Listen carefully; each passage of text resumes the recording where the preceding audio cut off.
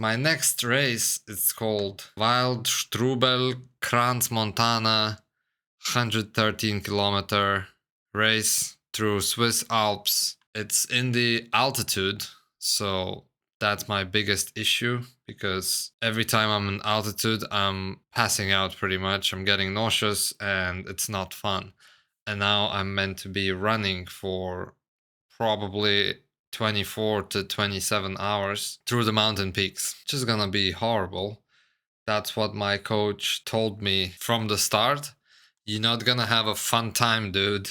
I have no hopes that I will enjoy this race too much. I'm sure it will be beautiful and there's gonna be some highs and some lows. That's why I'm doing it. I'm doing it for an adventure. I want it to be hard. I want it to be memorable. And I just want to finish within 27 hours. Why 27? Because that's the qualifying time for Western States. Western States Endurance Run. What is that, you may ask? One thing I can tell you, it's the oldest ultra race. It's the father of ultra racing, pretty much, which is held in US once a year, and there's a very slim chance of getting in. So you have to qualify, and you qualify not for the race, but for the lottery ticket to the race. And each year you can accumulate more and more tickets. So I don't want to lose this streak for accumulating tickets because that has no cap. But if I lose the streak, I'm assuming I will go back to zero, which will not help me to get that entry. Anyways, let's go back to my race. Altitude kicks in at 1,500 meters, roughly. It's gonna be a huge loop around the area in Swiss Alps. The starting point is Crans, Montana. I actually know a person who's been skiing there for years. That's funny because it's such a remote place and I could not imagine that I would know anyone who been there. But I guess the world is small-ish or small enough to meet people like that. The course maximum altitude is going to be 2,800 meters. It's gonna be tough because it's very undulating. So you're going through mountain peaks. I will start at 1.5 and I think first thing I'm gonna do is gonna get up to 2,400, then drop to, I don't know, around 1K again, and then go up and down and up and down and up. I will struggle. I will struggle because of this altitude issue. Doesn't matter my fitness.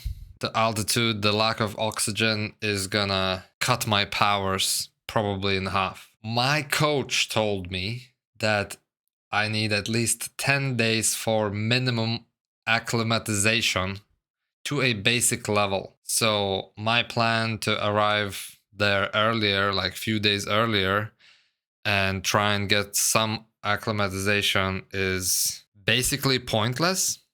I don't believe it fully, actually. I will still get there a few days early and try and do some hikes there and see how I feel. So hopefully I will get some sort of benefit. Maybe I'll get some benefit to getting used to cold, because I'm assuming it's going to be cold in Swiss Alps, even though it's September. Yes, the other thing I forgot to mention, the race starts on September 11th.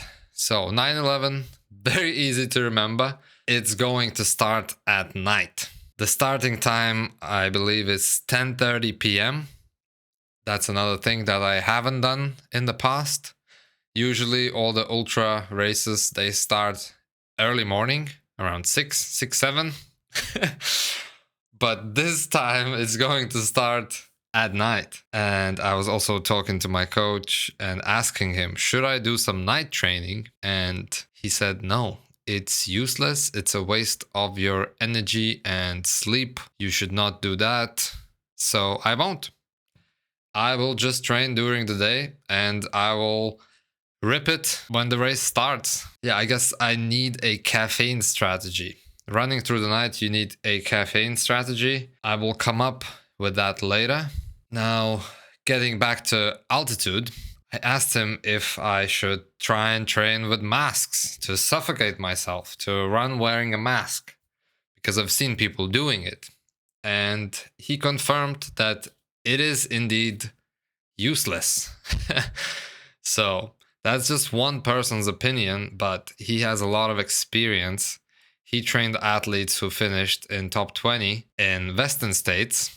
Getting back to Western states, the most prestigious race in the entire planet.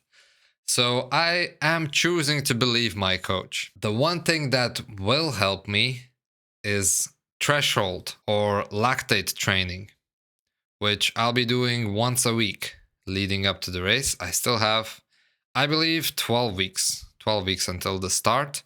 So I'll be doing at least once a week threshold intervals that should help my body to shuttle lactate more efficiently at altitude.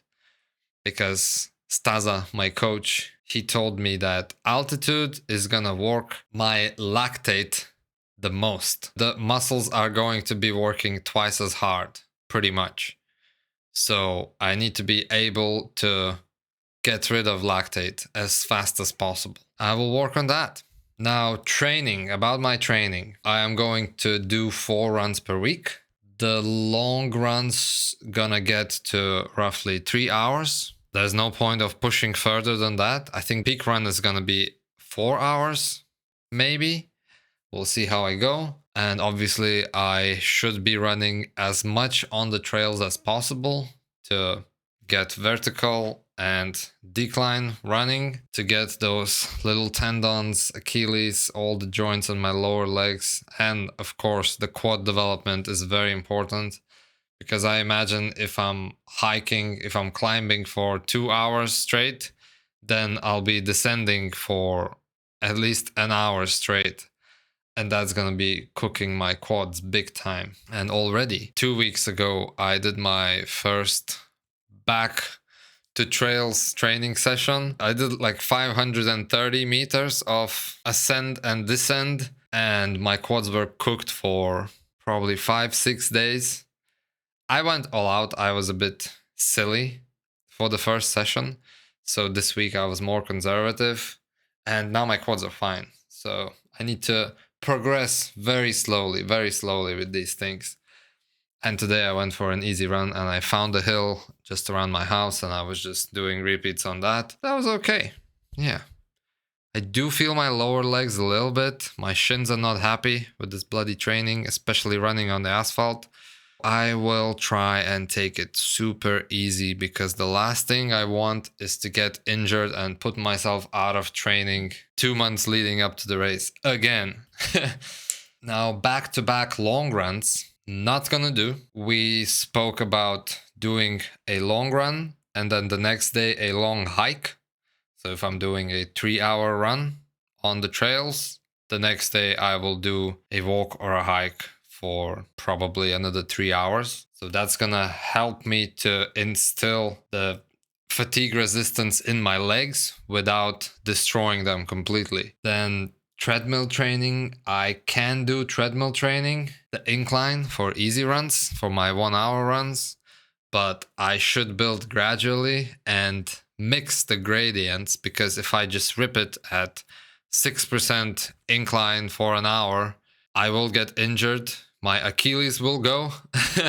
That's what Staza said. So I don't want that. So I'm just taking it super easy. The Stairmaster on rest days, I could do as well. I don't think there's going to be any stairs on the race, but the Stairmaster would help me build a little tendon resilience and also my glutes for climbing. So that would be good on my rest days. Right now, I'm just cycling or walking or doing nothing on my rest days, because yeah, the training is cooking me quite fast. So I'm choosing to take my days as restful as possible recently. Lifting, we spoke about lifting as well. My coach told me no heavy lifting for performance. That is a very controversial opinion, because there's heaps of influencers out there who say that without lifting, you're just gonna break. And apparently there are studies on that as well. So I will still be lifting, but not to the extent that I would have DOMS, delayed muscle soreness. So I will just be maintaining my strength and probably doing lots of bodyweight stuff as well. I don't want to compromise my running whatsoever. We spoke about perhaps putting in another race in the middle. There's a guzzler coming up in 3 weeks, and we decided to completely scratch it because if I'm doing a race, I will probably push. I would totally push on the guzzler, and that would take me out of training for a couple of weeks, right in the middle of the training block. It's just not worth it, so I'll just take it easy. This year, I'm not doing guzzler. There we go. I said it. I wasn't planning on doing guzzler. I mean, it's always at the back of my mind. I've done it 3 years in a row, and I was improving. And I'm actually not sure if I could do it faster this year. I probably would because I have experience. I'm not sure about my fitness currently, but yeah, I'm just not gonna do it. The gear, I definitely need to figure out the gear because this race, as I mentioned previously, it's gonna start at night. And I imagine that at night in the Alps, at the mountain peaks, it's gonna be cold. It doesn't matter the time of the year. I definitely need to get a warm gear for that. I know there's a mandatory gear list, so I'll go over that should guide me pretty well. I know I definitely need to get waterproof stuff, like waterproof shoes, pants, jacket. I will focus on getting that and going through that checklist of the mandatory gear, and then I need to start practicing running with my trail running vest because that will be probably full gear with all the liquids that I'll be carrying, all the nutrition. It'll probably weigh around 5 to 10 kilos, so that will add the impact on the joints and muscles and the fatigue and my overall well-being.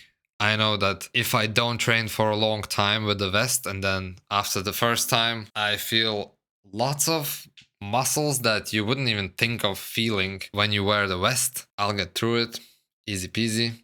The one thing that coach told me is don't do anything stupid. I have to be conservative. I have to show up on the race day as healthy as possible. It doesn't matter how ready I will be. It's gonna be a shit show.